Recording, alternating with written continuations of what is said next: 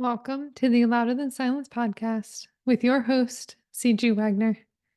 This podcast is an extension of the programs we do at LTS to support survivors of sexual violence with long term care, community, and resources, all at no cost to participants.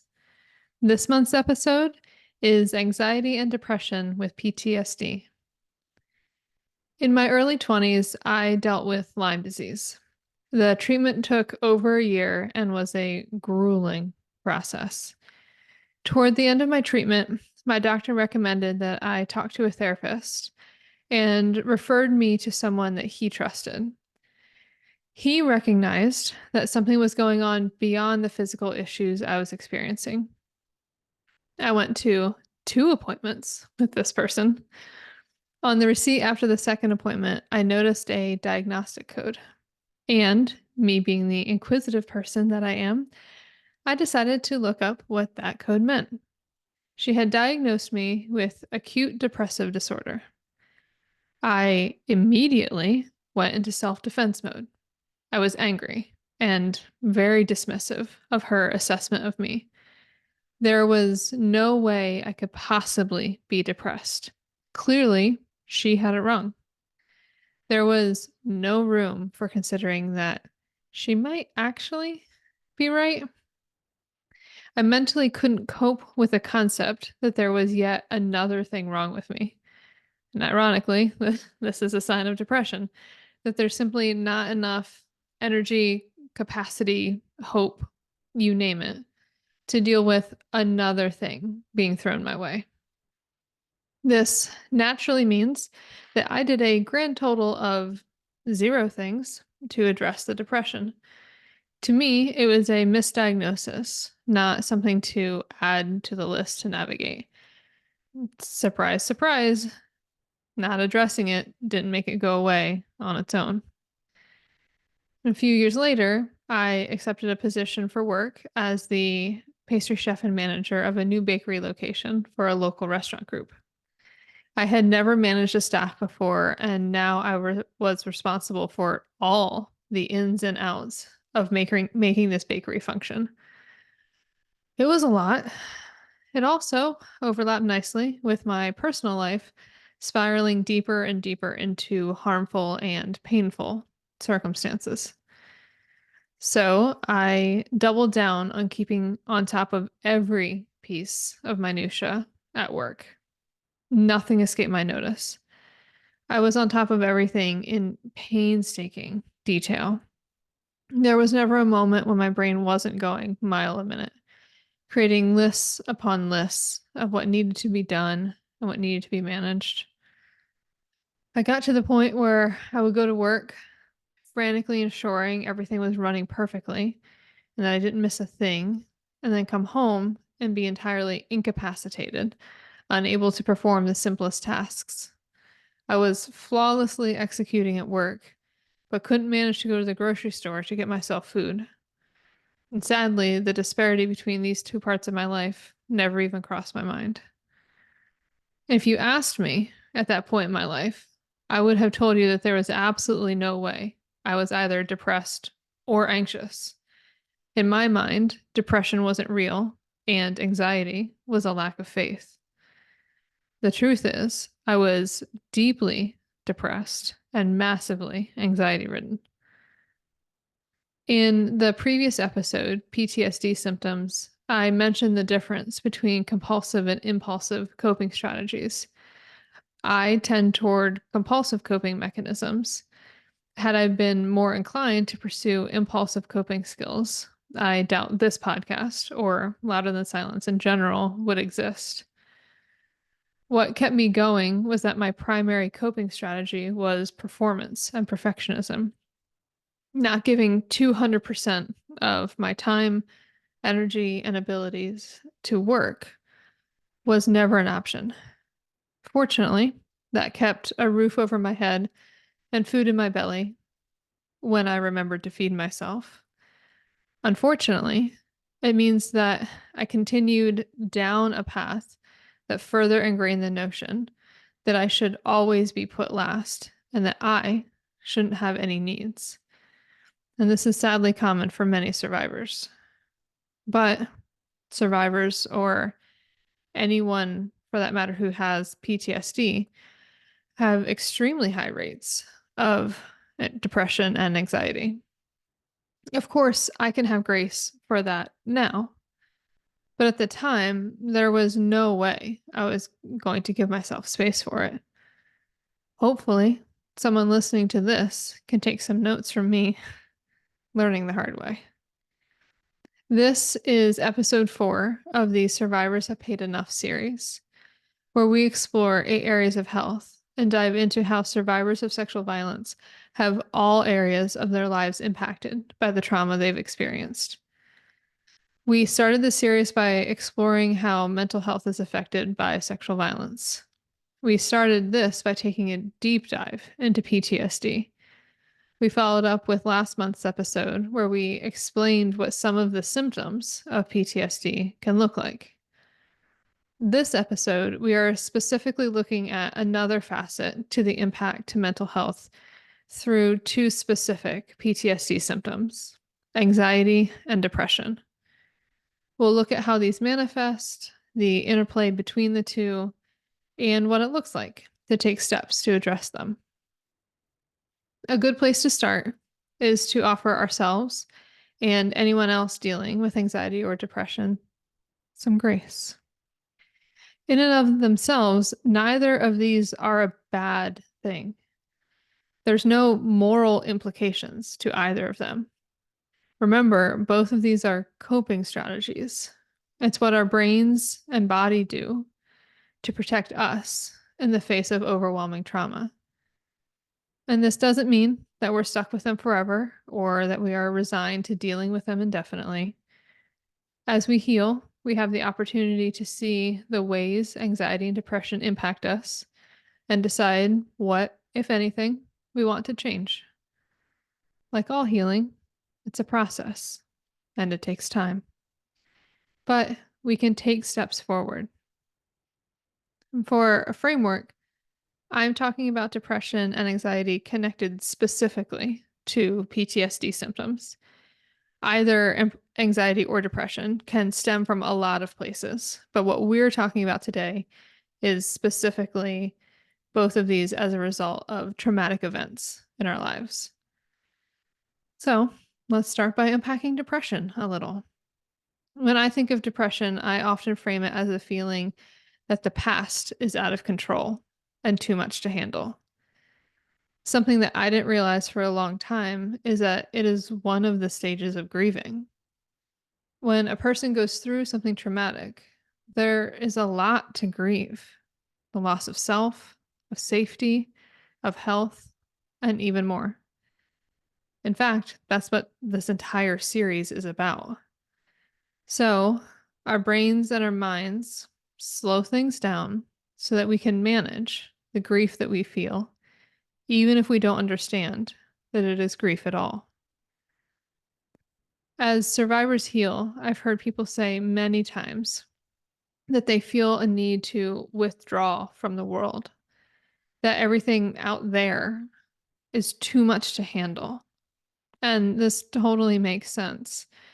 If we look at the animal world, when an animal is severely injured, it goes into its den, cave, hole, whatever it is, to recover. It separates itself from the interactions out there and gives itself time to heal. Survivors taking space for themselves as they heal is totally in line with this. The depression signals that it is time to be more inward focused so that the healing can happen. If we try to pretend like it's not affecting us and pave over it, it prolongs the healing process.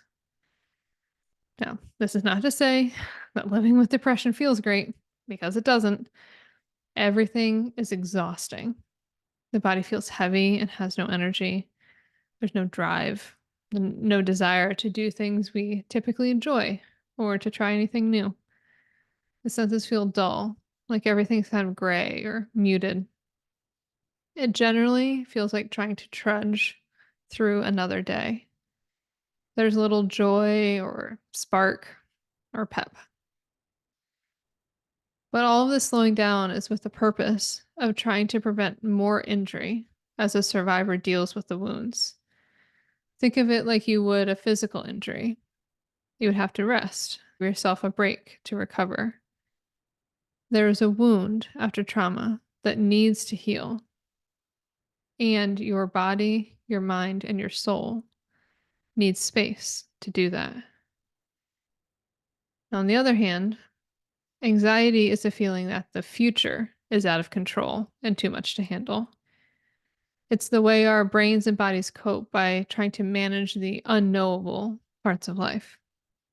Again, this is a coping strategy that our brains and bodies do to help us survive something devastating. And as a quick aside, anxiety and fear are two different things. A few months ago, we had an in depth discussion about these two ideas on our episode. Anxiety, anyone? If you want more info on the differences between the two, I suggest going back to listen to that episode. But back to the topic at hand. Interestingly, one of the commonalities between anxiety and depression is the feeling of exhaustion. Unlike depression, this feeling with anxiety stems from a lack of margin or breathing room. Anxiety tells the survivor that they have to be absolutely on top of everything at all points in time, forever. There's no accounting for the ebbs and flows of life. The anxiety tells the survivor that everything has to be controlled or managed. There's almost never a feeling of being at rest. Otherwise, living with anxiety is a feeling of constantly having to be in tune to what's going on and what's around us to maintain a sense of awareness of our physical and psychological safety. Our brains might be on high alert and cycling through all of the possibilities of a particular situation, which is generally called generalized anxiety. Or it might manifest on getting fixated on one specific area. One of the strange byproducts of anxiety is the potential for getting complimented on the result of anxiety. For instance, when I was in the survival mode I discussed at the beginning of the episode, I would often get complimented on how detail oriented I was or how on top of things I could be as a manager. What the other people didn't know as they were saying that was that it was the only thing I could do to feel safe, and it was negatively impacting my health. But sometimes anxiety manifests in taking a really deep dive into understanding the trauma. It's fairly common, and something I did extensively, to try to intellectually comprehend the trauma that the survivor has experienced. So many survivors with anxiety make an attempt to feel in control by researching what is happening with their responses in real time. It's a way for our coping strategy to kick in and not feel like we will be caught off guard. And regardless of how exactly the anxiety manifests, the overall sense is that there's just too much all the time. Life feels too sharp and too prickly. Many survivors with anxiety have a profound yearning for rest, but it feels out of reach. Now, independently, depression and anxiety are tough to navigate. For some, it leads to a lingering sense of inadequacy and asking themselves, like, why can't I just be better? And this is especially true when a survivor is dealing with both depression and anxiety at the same time. For those of you who have never experienced this combination, it can seem confusing that it is possible to have two totally different reactions at the same time, one that is activating and one that is deactivating. But the interplay ends up being a vicious cycle that's hard to break. Let's say a survivor is navigating depression. So they will likely not be able to get much done because of the slowed state that their brain and bodies are in.